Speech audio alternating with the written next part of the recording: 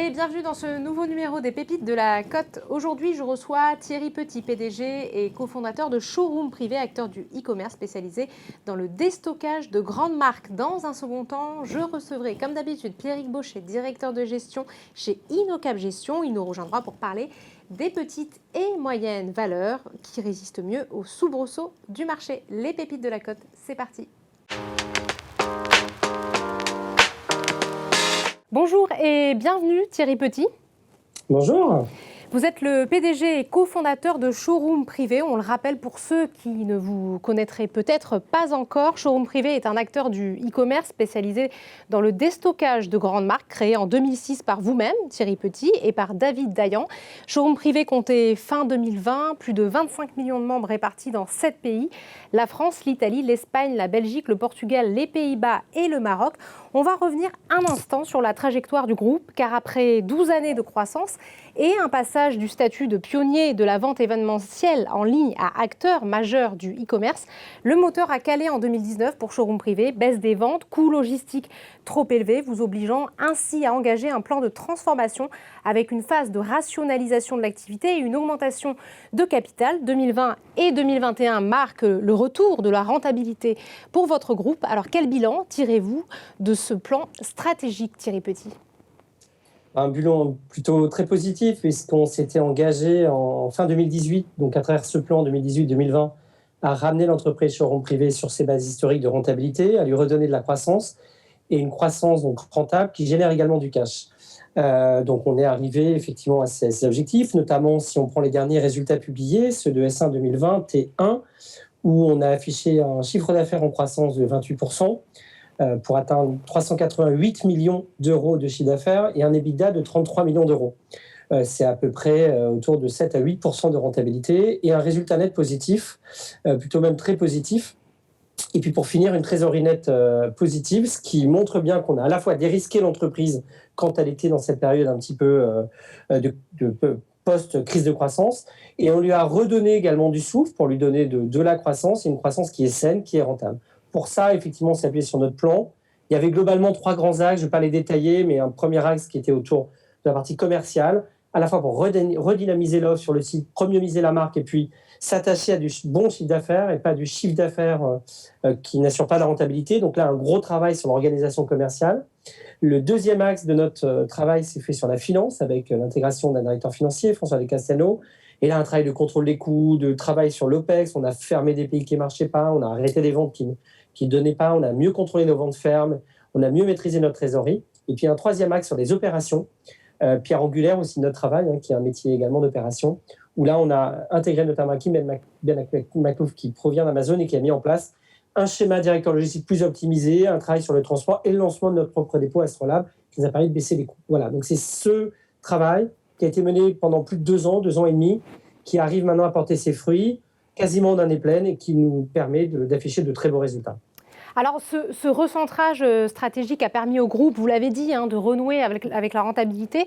Vous avez aussi profité d'un contexte inédit, confinement, fermeture des magasins dits non essentiels, couvre-feu, et donc arrivé aussi d'un public qui était jusqu'alors peut-être peu familier du e-commerce. Mais comment comptez-vous aujourd'hui vous démarquer de la concurrence pour durer et continuer de capter les consommateurs une fois la crise du Covid terminée ? Alors complètement, il y a eu effectivement une forme, un effet d'aubaine sur ces confinements qui a créé chez nous à la fois l'acquisition de nouveaux consommateurs qui n'achetaient pas forcément en ligne ou très peu en ligne, et puis également des acheteurs existants, des consommateurs existants qui pouvaient venir acheter chez Showroom Privé des produits de mode et qui ont diversifié leurs achats, comme par exemple l'univers de la maison qui a été un grand secteur porteur de cette année. Donc ça, c'était un effet d'accélération. On a également, pendant cette année, tissé des liens plus forts avec des grandes marques et des grands groupes qui nous ont permis aussi, on va dire, d'accélérer notre croissance. Et parce qu'on a été une réponse pour ces groupes, pour écouler leur stock et pour les aider à commercialiser leurs produits quand leur magasin était fermé. Et donc, il est clair que nous, on considère sur Showroom Privé que c'est des éléments qui vont rester dans le temps, parce que le consommateur, voyant la facilité, la possibilité de comparer, d'avoir accès à de l'offre, ça va être dur de revenir complètement en arrière. Et les marques également, elles voient en showroom à la fois un levier pour écouler leurs invendus, mais aussi un média qui leur permet de toucher de nouveaux consommateurs, et notamment ces consommateurs connectés.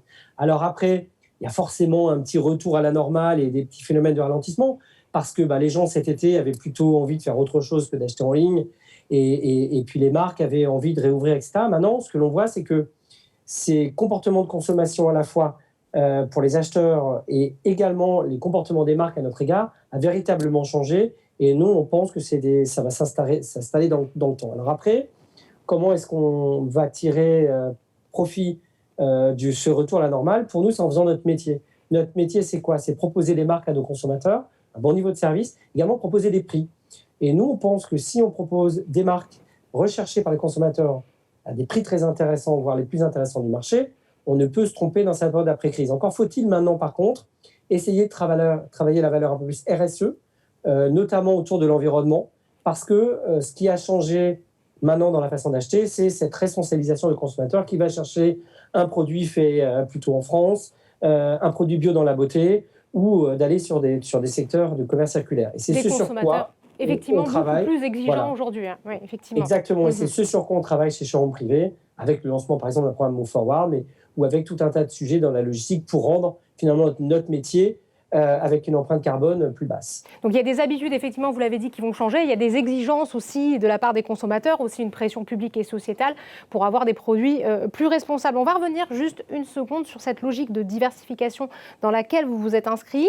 Vous avez lancé assez récemment une plateforme B2B qui vise à aider les marques à se développer dans le e-commerce. Pourriez-vous peut-être nous détailler un peu plus cette orientation stratégique, s'il vous plaît ? Oui, tout à fait. Alors, d'ores et déjà, Showroom Privé, au départ, c'était un site qui vendait des invendus à des marques. Et puis, Showroom Privé, avec la force de la marque, 85% des consommatrices françaises connaissent Showroom Privé. C'est 2 à 4 millions de visiteurs uniques par jour. Donc, c'est des grosses audiences. On s'est aperçu que finalement, cette audience pouvait aider les marques à se faire connaître d'un public plus jeune, d'un public plus connecté, plus mobile. Donc, on a développé, ça c'était le premier aspect, une régie média qui permet quelque part de créer des dispositifs pour développer les notoriétés et le trafic de nos sites partenaires. On a ensuite travaillé, on s'est aperçu qu'on avait des capacités logistiques extrêmement fortes, et puis on travaille tout type de produits, on s'est expédié ou retourné à la fois du prêt-à-porter, de la beauté ou du mobilier. Et donc, beaucoup de marques nous ont sollicité pour les accompagner dans l'accélération de leur logistique, parce que cette crise a montré qu'effectivement les marques avaient besoin, ce n'était pas un nice to have, c'est un must have d'une activité e-commerce forte, mais qu'elles n'étaient pas forcément toutes aguerries et avec les compétences nécessaires. Donc, on s'est aperçu qu'on pouvait effectivement les aider à cet endroit. Par ailleurs, on a des ressources sur nos studios photos où beaucoup d'acteurs nous ont dit Showroom, vous avez beaucoup d'installations où vous maîtrisez la photo pour vendre en ligne, vous connaissez les codes, et donc est-ce qu'on peut faire appel à vos services? Et donc, on a développé SRP Studio. Bref, d'un simple déstockeur, on a agrégé un certain nombre de services qui visent finalement à offrir un 360 degrés de service à aux marques, vendre leurs invendus bien sûr, mais également être capable demain avec la marketplace de vendre des collections en cours, d'aider les marques à appréhender leur schéma logistique et ou de les aider à gérer intégralement leur catalogue. Une vraie logique finalement d'accompagnement de ces différentes marques. Vos derniers résultats, Thierry Petit, montrent une nette amélioration de la rentabilité du groupe. Vous l'avez dit au début de cet entretien. Quelle est la stratégie déployée par Showroom Privé pour continuer d'améliorer vos marges dans un contexte de pression sur les prix et dans un univers très concurrentiel ? Tout à fait. Alors déjà, il y avait effectivement tout un travail, nous, en interne, qui était vraiment pour nous d'optimisation de la structure. Je vous en ai parlé, la mise en place d'outils qui permettent de mieux piloter, mieux l'appréhender, d'un travail aussi sur un basculement de notre logistique, où une partie de la logistique est passée d'un mode, on va dire, vente conditionnelle à dropship. Vente conditionnelle, ça demandait des coûts logistiques plus importants que le dropship. Le dropship, c'est des produits qui sont livrés directement de nos fournisseurs. Quand la vente conditionnelle, le produit passait par chez nous. Donc forcément, c'est des délais plus courts et un coût plus maîtrisé. Donc on a encore pas mal de leviers logistiques, on va dire, parce qu'on n'a pas fini la transformation intégrale de notre modèle. On a, par exemple, lancé l'année dernière, en pleine crise du Covid, notre dépôt Astrolab. Là, il n'est pas encore en pleine exploitation. Donc ça, c'est des leviers. Le deuxième gros ensemble de leviers, c'est tous les services qu'on développe à côté, qui apportent de la marge et qui sont très positifs en termes de marge. Il y a la régie média, qui effectivement se développe extrêmement bien parce que les marques ont compris que showroom privé pouvait être un levier d'acquisition de trafic ou de consommateurs extrêmement puissant. Extrêmement puissant. Et donc pour ça, on a des tonnes d'opérations jusqu'à la fin de l'année. On est vraiment en programmation totale. Donc ça, c'est un levier de marge, parce que finalement, il n'y a pas très peu de coûts derrière. Il y a un troisième levier de marge qui est le développement de notre marketplace, où là, l'idée, c'est d'aider les marques aussi à vendre leurs produits en cours à travers ces mécaniques de marketplace, et pour nous aussi, d'offrir plus d'offres aux consommateurs, et quelque part de monétiser mieux notre trafic. Donc ça, c'est encore un levier qui a commencé l'année dernière, et là, on est en phase de lancement et d'accélération, avec des résultats plutôt prometteurs. Et puis un autre levier, c'est aussi les services que l'on met en place, on en a parlé, SRP Studio, la régie média, etc., qui vont être aussi des accélérateurs de marge. Dernier point aussi, je l'ai oublié, j'y reviens, c'est des secteurs qui ont beaucoup souffert pendant la crise, je pense au voyage ou à la billetterie, où on s'était, avant le Covid, armé d'une nouvelle équipe et de nouveaux outils pour appréhender ce marché, qui est très demandé par nos consommateurs, qui l'a cartonné pendant l'été et qui sont aussi pourvoyeurs de marge quand, pendant une année, ils ont été quasiment au ralenti. Et effectivement, c'est un contexte qui va peut-être leur être plus favorable avec une sortie de crise sanitaire. Vous êtes présent, Thierry Petit, dans 7 pays. Quels sont les pays les plus porteurs à date ? Alors, on ne communique pas en détail sur les pays les plus porteurs. Ce que je peux vous dire, cependant, dans notre plan de retournement, c'est qu'on a arrêté des pays qui étaient trop complexes d'un point de vue, on va dire, rentabilité économique, donc notamment l'Allemagne, la Pologne et le site anglais multidevise, pour se concentrer sur les pays qui avaient à la fois suffisamment de scalabilité, de taille, et en même temps qui étaient rentables ou proches de la rentabilité. Ça, c'est un premier point. Le deuxième point, c'est qu'on s'est plutôt consacré aux pays pour lesquels avoir une offre commune ou quasiment commune avait du sens. Les consommateurs français, italiens ou espagnols ou portugais consomment le même type de marque. Donc, c'est important parce qu'il y a un effet de mutualisation fort. Et puis, le troisième axe, l'international, pour nous, il est très important. Alors, bien sûr, parce qu'il crée du chiffre d'affaires, mais surtout parce qu'on va sourcer des marques à l'international. Quand on travaille avec Inditex, quand on travaille avec Mango, quand on travaille avec Geox, on travaille avec des marques internationales. Et même si on ne fait pas le chiffre d'affaires dans le pays où on va sourcer le pays. Et pour nous, c'est très important parce que finalement, ce sont ces marques internationales qui permettent de nourrir l'ensemble de la plateforme, France inclus. Il faut bien savoir que dans la mode, qui est notre fer de lance, 50% du chiffre d'affaires est fait sur la mode, 90% des marques de mode les plus désirables dans le monde se trouvent entre la France, l'Italie et l'Espagne. D'où l'importance pour nous d'être forts sur ces 3 pays. D'être présent effectivement dans cette Europe du Sud. Est-ce que de nouvelles acquisitions sont prévues, Thierry Petit? On se souvient de Beauté Privée, acquis début 2017. Ouais. On n'a pas pour l'instant on n'a pas de religion là-dessus. Ce que l'on sait cependant, c'est qu'on a fait 2 acquisitions. Une qui a été très douloureuse, une société italienne, Sali Privati, qui a nécessité beaucoup d'intégration, beaucoup de travail et au détriment d'autres projets qu'on avait dans l'entreprise. Alors qui maintenant est intégré et fonctionne, mais ça a été très, très douloureux. À l'inverse, on a fait une acquisition extrêmement positive qui est Beauté Privée, qu'on a dû acheter quand il faisait 20 millions de chiffre d'affaires à peu près, au bout de 8 ans. Et on les a amenés en très peu de temps à 70 millions, donc avec des vrais effets de synergie, avec des vrais effets de croissance. On a d'ailleurs récemment lancé, on a migré les plateformes, un nouveau site Beauté Privée pour lui donner encore plus d'ambition, parce que nous, on est convaincus que le secteur de la beauté, c'est un secteur qui peut faire plusieurs centaines de millions d'euros dans très peu de temps. C'est encore un secteur qui est assez sous-pénétré. Et Beauté Privée est une marque reconnue par les consommateurs, une des marques préférées des consommateurs. Donc, on veut accélérer sur ce segment-là. Et on y passe beaucoup de temps. Et après, on verra. Ce que l'on sait, par contre, si on fait une acquisition, il faut qu'effectivement, on ait des fondateurs motivés. Il faut que l'on ait la création de valeur dans le temps partagée. Il faut qu'on ait un vrai potentiel. Et il ne faut pas que ce soit, on va dire, vous savez, des fois, vous dites une boîte qui ne va pas très bien, on la rachète pas cher et on la remet en place. C'est comme l'immobilier. Quand vous achetez pas cher, ça reste pas bon, c'est qu'il y a une raison. Il vaut mieux, à la rigueur, acheter un actif un peu cher, mais dont on sait qu'il a une vraie puissance, qu'il est vraiment en vie. Un bel emplacement dans l'immobilier pour faire le parallèle. Et puis du coup, voilà, être très positif. Donc on ne fera pas... Vous ne fermez pas la porte à une nouvelle acquisition, et ça pourrait peut-être se faire dans la maison. Vous citiez effectivement ce non, segment. Mais on n'a pas... voilà. C'est pas un sujet court terme envisagé en tout cas. On va revenir sur 2018, Thierry Petit, l'année où Carrefour est entré au capital de Showroom Privé. En 2020, le groupe n'a pas souscrit à une nouvelle augmentation de capital. Alors pourquoi la greffe n'a-t-elle pas prise ? Il y a plein de raisons. Je pense que quand Carrefour a repris en fait, historiquement la participation de Conforama, on était chacun dans des sujets complexes. Nous, on était en plein dans le démarrage de notre plan de redressement. On avait énormément de choses à faire, cette grosse crise de croissance. Et également, quand Alexandre Bompard est arrivé à Carrefour, il est arrivé, il avait beaucoup de sujets entre les hyper, l'international, le projet Act for Food. Donc, et puis, il a décidé de se retirer aussi progressivement du non stratégique et donc du non alimentaire. Plus après, il y a eu le Covid. Donc, voilà, c'est une grève qui n'a pas prise pour tout un tas de circonstances. C'est probablement pas le bon momentum. Après des recentrages, chacun, nous, sur notre cœur de métier pour remettre la boîte carrée. Je pense à Alexandre sur aussi le cœur de métier qui était l'alimentaire. Donc voilà, le chemin ne s'est pas trouvé, c'est comme ça. Maintenant, showroom privé, Carrefour reste un actionnaire important, puisqu'ils ont toujours 8%. 8%, c'est ça? Voilà. Et présent au board et suit notre développement, mais avec moins d'implication effectivement qu'au départ. Qu'à l'époque. Ok, on va terminer par votre cours de bourse. On est sur Boursorama. Après une traversée du désert entre 2017 et 2020, le titre retrouve grâce aux yeux des investisseurs. Il a progressé de 219% depuis un an, porté par une amélioration de la rentabilité du groupe, également par une très forte croissance du e-commerce en raison, on l'a beaucoup dit, de la crise sanitaire. On est toutefois encore loin des 650 millions d'euros de valorisation boursière au moment de votre IPO en 2015.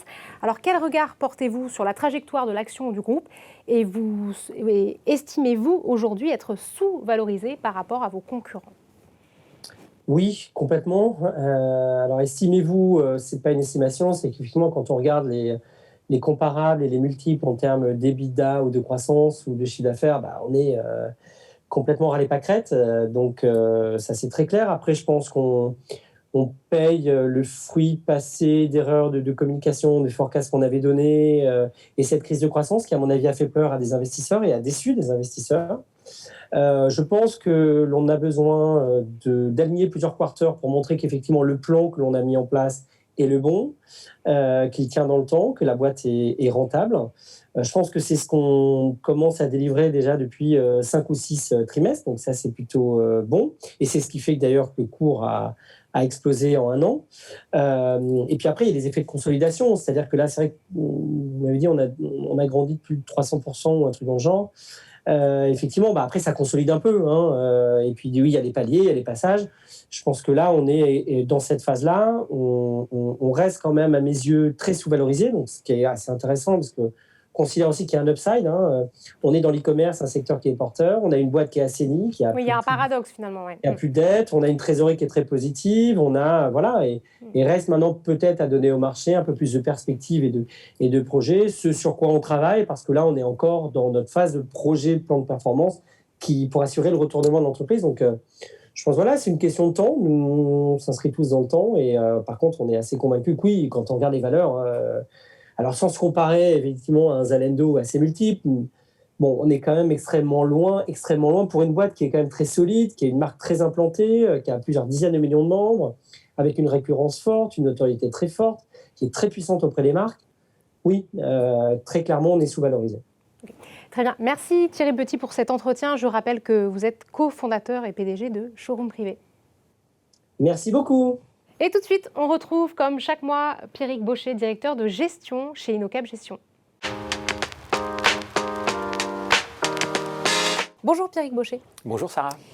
Bon, eh bien, ce que l'on peut dire, Pierrick, c'est que c'est une rentrée plutôt compliquée sur les marchés actions, des valeurs du luxe secouées par des mesures fiscales peu favorables aux ménages aisés en Chine, des indicateurs économiques mitigés en Chine également et aux États-Unis, une inflation toujours scrutée de très près, un changement de cap à venir du côté de la Fed. Résultat, les marchés actions consolident, voire rencontrent des zones de turbulence. Toutefois, dans cet univers très volatile, on constate que les petites et moyennes valeurs françaises résistent mieux. Qu'est-ce qui leur permet alors de passer les épreuves sans trop d'encombre, leur gestion à l'interne, leurs résultats semestriels portés par des effets de base très favorables, Pierrick ? C'est avant tout la solidité de leur croissance et la solidité des perspectives de croissance de leurs résultats.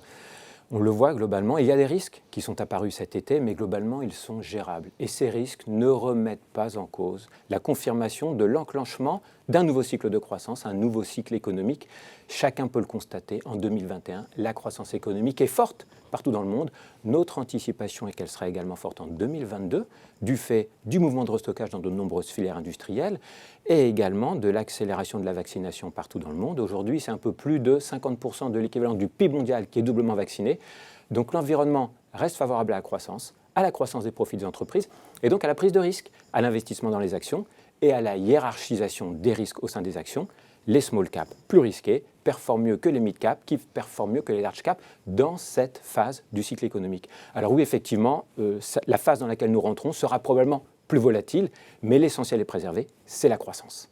Alors la croissance préservée, on voit bien aussi que l'inflation continue en cette rentrée d'être un market mover pour les marchés et devrait d'ailleurs certainement le rester dans ce contexte de marché incertain et qui incite les investisseurs à la prudence. Quelle est l'approche de gestion pour le segment mid and small que l'on doit privilégier? Est-ce que c'est une approche plutôt croissance qui consiste, comme son nom le suggère, à trouver des entreprises avec un potentiel de croissance rapide et élevé? Est-ce que c'est une approche value qui consiste à investir, je le rappelle, dans des titres décotés, ou est-ce que c'est une approche plutôt sectorielle, Pierrick? Alors nous ne participons pas, si je puis dire, au combat croissance contre value ou secteur. Au sein d'InnoCap Gestion, nous nous concentrons sur la différenciation, sur ce qui fait les forces, les qualités intrinsèques d'une entreprise. Alors bien sûr, nous allons rechercher dans nos sélections de valeurs les entreprises qui ont le meilleur pricing power, mais nous allons bien au-delà. Nous nous concentrons sur le positionnement, sur la raison d'être de ces entreprises, et nous recherchons les entreprises qui permettent de fabriquer plus, de fabriquer mieux, en utilisant moins de ressources au sein de notre environnement. Et ça, c'est essentiel, dans un environnement qui devrait faire la part belle, probablement, aux tensions inflationnistes sur les matières premières, qui pourraient être plus fortes, plus durables que ce qu'on anticipe. Dans cet environnement, vous pouvez tout à fait prendre l'exemple du marché de l'impression 3D, qui est une nouvelle manière de fabriquer. Au lieu de fabriquer en usinant un produit, en allant découper la matière, qui va engendrer du rebut, des chutes, du gaspillage de matières premières, cette nouvelle manière de produire, digitale, cette fabrication où l'on projette de la matière à partir d'une maquette numérique, va permettre de réduire la consommation de matière, va permettre également de produire plus vite, plus rapidement, plus précisément, localement, en évitant les coûts logistiques de transport, en réduisant les émissions de CO2. Nous sommes au cœur d'une économie productive et durable. Alors une économie productive et durable, mais alors peut-être que parmi les petites et moyennes valeurs, vous avez un exemple à nous citer dans le secteur de l'impression 3D, Pierrick? Nous avons en France une ETI cotée qui est l'un des leaders européens sur le secteur de l'impression 3D. Cette entreprise, c'est Prodways. Alors, ces propos ne sont pas une recommandation d'investissement, c'est clairement un exemple parmi nos fortes convictions d'investissement. Prodways est un leader en Europe. C'est une entreprise très internationale, 80% de son chiffre d'affaires en dehors de France. Son premier marché, ce sont les États-Unis, 30% de ses ventes, devant l'Allemagne, 24%. Prodways bénéficie d'une très forte dynamique de croissance de ses résultats. Sur la base, au premier semestre 2021, d'un chiffre d'affaires en hausse de 27%, ses profits ont progressé de plus de 200%, sa rentabilité atteint 13%. Et au cours des 5 dernières années, sur la période 2015-2020, ses ventes ont été multipliées par 4. Et son chiffre d'affaires récurrent est passé de 25% à 60%.